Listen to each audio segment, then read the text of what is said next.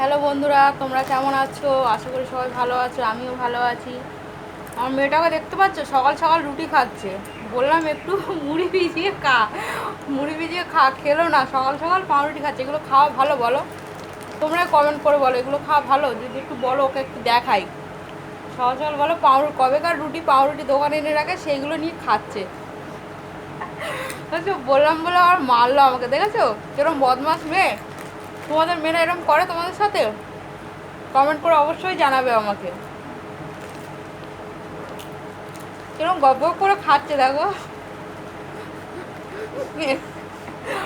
আমাকে আর চিপস এনে দিল, বলে মা চিপসটা তুমি খাওয়াবে যাবো।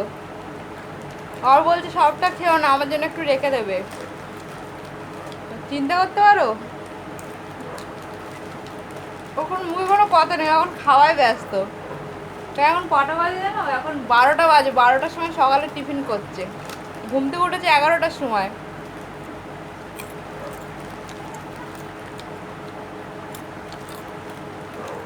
আমাকে কমেন্ট করে অবশ্যই জানাবে।